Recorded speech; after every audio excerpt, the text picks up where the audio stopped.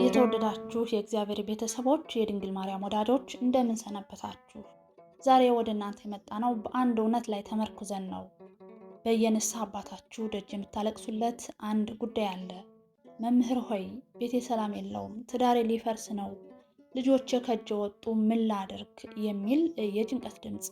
እስኪ ራሳችሁን ጠይቁ። ትዳር ማለት ሁለት ሰዎች ተስማምተው ፎቶ የተነሱበት ወረቀት ብቻ ነው ወይስ መከራና ደስታን አብረው ለማለፍ በእግዚአብሔር ፊት የተገባ መሐላ? ዛሬ ዓለማችን ትዳርን እንደ ሸቀጥ፣ ልጆችን ደግሞ እንደ ሸክም በምታይበት በዚህ ዘመን እኛ የኦርቶዶክስ ተዋሕዶ ልጆች ቤታችንን እንዴት የገነት አምሳያ እናደርጋታለን? ዛሬ እስከ ቪዲዮ መጨረሻ አብራችሁን ብትቆዩ እንደ እግዚአብሔር ፈቃድ ለትዳራችሁና ለልጆቻችሁ ያላችሁ አመለካከት ተቀይሮ በቤታችሁ ላይ የሰላም መንፈስ እንደሚሰፍን አምናለሁ። አብራችሁን ቆዩ። ከወደዳችሁት ላይክ አድርጉ። ለቻናላችን አዲስ ከሆናችሁ ሰብስክራይብ እያደረጋችሁ ቤተሰብ ሁኑ። የተወደዳችሁ ወንድሞችና እህቶች፣ አሁን ወደ ዋናው ቁም ነገር እንግባ። ትዳር ምንድን ነው? ብዙዎች ትዳርን እንደ ስምምነት ያዩታል። ከተስማማን እንቀጥላለን፣ ካልተስማማን እንለያያለን ይላሉ። ነገር ግን በቤተ ክርስቲያናችን አስተምሮ ትዳር ማለት ኪዳን ነው። ኪዳን ደግሞ የማይታጠፍ የማይለወጥና በእግዚአብሔር ፊት የታተመ የሕይወት ውል ነው። የትዳር መሰረት አለት ወይስ አሸዋ? ጌታችን በመዋዕለ ሥጋዌው ሲያስተምር እንዲህ ብሏል። ቤቱን በአለት ላይ የሰራ ልባም ሰውን ይመስላል ይላል በማቴዎስ ወንጌል ምዕራፍ 7 ቁጥር 24 ላይ። ለመሆኑ የእናንተ ትዳር የተመሰረተው በምን ላይ ነው? የመጀመሪያው መሰረት ፍቅር ነው። ግን የትኛው ፍቅር? ዓለማዊው ፍቅር ዛሬ አለ ነገ ይጠፋል። ዛሬ ውበት ስላለ፣ ዛሬ ገንዘብ ስላለ የሚመጣ ፍቅር አሸዋ ነው። አለቱ ግን አጋፔ ወይም መለኮታዊ ፍቅር ነው።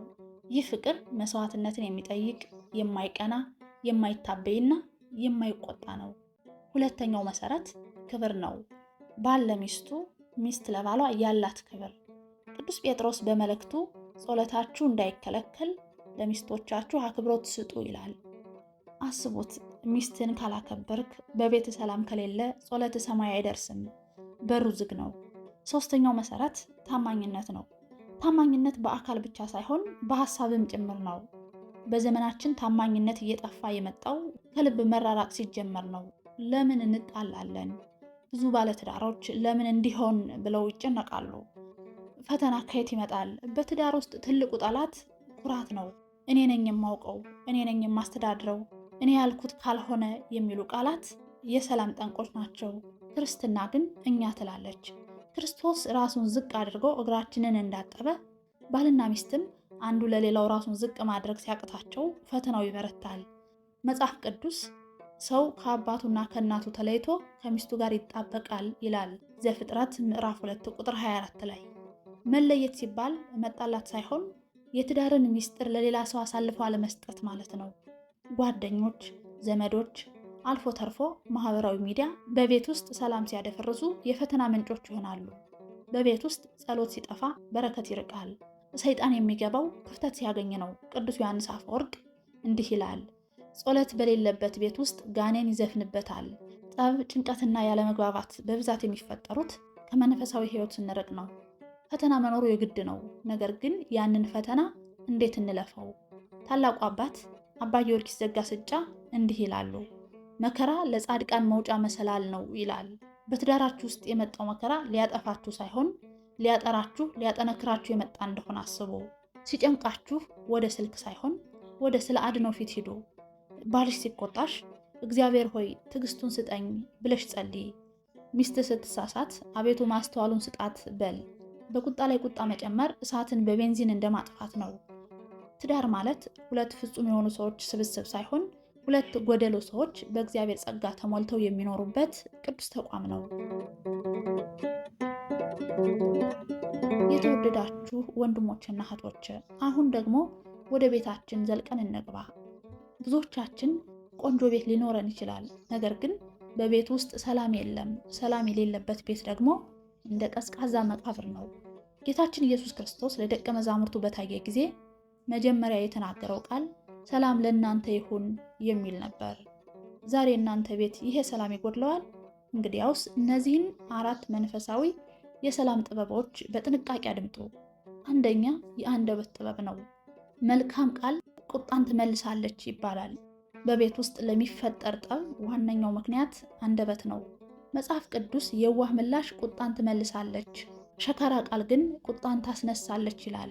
ባልሽ ሲቆጣ አንተ ደግሞ ምን ሆነሃል ከማለት ይልቅ የኔ ጌታ ምን አስከፋው ማለት የሰላም ቁልፍ ነው።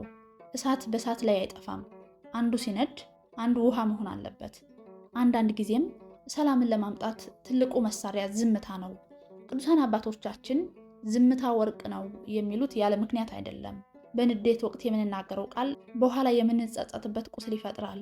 ስለዚህ ቁጣ ሲመጣ አቤቱ ላፌ ጠባቂ አቁም ብሎ ዝምታን መምረጥ ትልቅ የሰላም ጥበብ ነው። ሁለተኛው የይቅርታና የትህትና ጥበብ ነው። በቤት ውስጥ ሰላም እንዲሰፍን እኔ ነኝ ትክክል የሚለውን አስተሳሰብ መስበር ያስፈልጋል። በትዳር ውስጥ ድል የለም። ካሸነፍክ አብሮህ ያለው ሰው ተሸነፈ ማለት ነው። የትዳር አጋርህ ከተሸነፈ ደግሞ ትዳርህ ተሸነፈ ማለት ነው። ቀድሞ ይቅርታ መጠየቅ። ቅዱስ ጳውሎስ በቁጣችሁ ላይ ፀሐይ አይግባ ይላል። ይህም ማለት ጠብና ቅሬታ ማደር የለበትም ሲለን ነው። ይቅርታ ማለት ጥፋተኛ መሆን ማለት ብቻ አይደለም። ከጥፋተኝነት ይልቅ ለትዳሬና ለሰላም ያለኝ ፍቅር ይበልጣል ማለት ነው። ኩራት የሰላም ደመኛ ጠላት ነው። ጌታችን አምላክ ሆኖ ሳለ የደቀ መዛሙርቱን እግር አጥቧል። አንተስ ሚስትህን ዝቅ ብለህ ብታገለግላት፣ አንቺስ ለባልሽ በትህትና ብትታዘዥው ክብርሽ ይቀነሳል? በፍጹም። ይልቁንም በቤትሽ ላይ ንግሥት ትሆኝበታለሽ። ሶስተኛው የመንፈሳዊ አንድነት ጥበብ ነው። ቤታችሁ የሰላም ወደብ እንዲሆን ከፈለጋችሁ ቤቱን ወደ ትንሿ ቤተ ክርስቲያን ቀይሩት። ባልና ሚስት አብረው ሲንበረከኩ ወይም አብረው ሲጸልዩ በዛ ቤት ውስጥ ሰይጣን የሚቆምበት ቦታ የለውም። ጸሎት ጭንቀትን ያስወግዳል፣ ንዴትን ያበርዳል፣ ፍቅርን ያድሳል። ቅዱሳን መጽሐፍትን ማንበብ። በየቀኑ ቢያንስ 1 ምዕራፍ መጽሐፍ ቅዱስን አብራችሁ አንብቡ። በቃል ውስጥ ሰላም አለ። ቃል እሳት አይደለምን ይላል ጌታችን። ያ እሳት በቤታችሁ ውስጥ ያለውን የጠብና የክፋት አረም ያቃጥለዋል። አራተኛ የሚስጥር ጥበብ ነው። ቤትን በአጥር ማጠር። ሰላም የሚጠፋው የቤት ሚስጥር ለሰው ሲነገር ነው። በትዳር ውስጥ ያለ መግባባት በቤት ግድግዳ ውስጥ መቅረት አለበት። እናት፣ አባት፣ ጓደኛ ወይም ጎረቤት በትዳራችሁ ውስጥ ዳኛ እንዲሆኑ አታድርጉ። ችግራችሁን ለሰው ስትናገሩ ሰላም የምታገኙ ይመስላችኋል። ነገር ግን ችግሩን ይበልጥ እያውሰበሰባችሁት ነው። ከአቅማችሁ በላይ የሆነ ፈተና ሲመጣ የምትናገሩት ለንስሐ አባታችሁ ይሁን። እሳቸውም በመንፈሳዊ ሚዛን አይተው በጸሎትና በምክር ሰላሙን ይመልሱታል። የተወደዳችሁ ወንድሞችና እህቶች፣ ሰላም በነፃ የሚታደል ስጦታ ሳይሆን የምንሰራው ስራ ነው። ዛሬውኑ ይቅርታ ማለት ጀምሩ። በቤታችሁ ውስጥ ያለው የጭንቀት ድምፅ በምስጋናና በዝማሬ ድምፅ እንዲተካ እግዚአብሔር ይርዳችሁ። አሁን ደግሞ ወደ ቤታችን ውድ ስጦታዎች ወደ ልጆቻችን እንመለስ። መጽሐፍ ቅዱስ እነሆ ልጆች የእግዚአብሔር ስጦታ ናቸው፣ የሆድን ፍሬ የእሱ ዋጋ ነው ይላል። ነገር ግን ዛሬ እኛ ወላጆች ይህንን አደራ እንዴት እየጠበቅን ነው? ልጆቻችንን ለዓለም አሳልፈን ሰጠናቸው ይሆን? ልጅን በክርስትና ማሳደግ ማለት ምግብ ማቅረብና ቆንጆ ልብስ ማልበስ ብቻ አይደለም። ይህማ እንስሳትም ለልጆቻቸው የሚያደርጉት ነው። የክርስቲያን ወላጅ ትልቁ ኃላፊነት የልጁን ነፍስ ለእግዚአብሔር ማዘጋጀት ነው። ልጆቻችንን በክርስትና ስነ ምግባር ለማነጽ እነዚህን 4 መሰረታዊ የታላላቅ አባቶች ጥበብን እንመልከት። አንደኛ፣ በምሳሌነት ማስተማር። ልጆች የሚሰሙትን ሳይሆን የሚያዩትን ነው የሚከተሉት። ቅዱስ ዮሐንስ አፈወርቅ እንዲህ ይላል፣ ልጅህን መጽሐፍ ቅዱስ አንብብ ብለህ ከመምከርህ በፊት አንተ ስታነብ ይይህ ይላል። እናትና አባት ሲጣሉ፣ ሲሳደቡና ሲቆጡ እያየ ያደገ ልጅ ፍቅርንና ትዕግስትን ከየት ይማራል? በልጅ ፊት የምታሳየው ትዕግስት ለሚስትህ የምትሰጣት ክብር፣ ለባልሽ የምታሳየው ትህትና ለልጆቻችሁ ከ100 መጽሐፍ በላይ ትምህርት ነው። ልጅህ ገና በጠዋት ሲነሳ አንተ ተንበርክከህ ስትጸልይ ካየህ ጸሎት የህይወት መሰረት ነው የሚል ትምህርት በልቡ ይታተማል። ሳይነገረው ይጸልያል። ሁለተኛ፣ የልብን መሬት በቃል እግዚአብሔር ማዘጋጀት። የልጅ አእምሮ እንደ ነጭ ወረቀት ነው፣ የጻፍክበትን ይይዛል። ዛሬኛ ወላጆች በልጆቻችን አእምሮ ላይ ምን እየጻፍን ነው?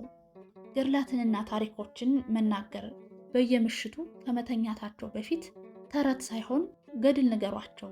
የቅዱስ ጊዮርጊስን ጽናት፣ የቅድስት አርሴማን ጀግንነት፣ የቅዱስ ተክለ ሃይማኖትን ጸሎት ንገሯቸው። እነዚህ ታሪኮች በልጁ ውስጥ እኔ የቅዱሳን ዘር ነኝ የሚል ኩራትና ጥንካሬ ይፈጥራል። መጽሐፍ ቅዱስን ማለማመድ እንደ ልጆቹ ዕድሜ ለሕፃናት የሚሆኑ መንፈሳዊ ስዕሎችና ታሪኮችን አቅርቡላቸው። ቃለ እግዚአብሔር በልጅነቱ የሰረጸበት ልጅ ሲያድግም ዓለም አታሸንፈውም። ሌላኛው ቤተ ክርስቲያንን ማስተዋወቅ ነው። ልጅህ ቤተ ክርስቲያንን እንደ ቤቱ እንዲያያት አድርገው። ልጆች ከሕፃንነታቸው ጀምሮ ቅዱስ ሥጋውንና ክቡር ደሙን እንዲቀበሉ ማድረግ መንፈሳዊ ኃይል ይሆናቸዋል።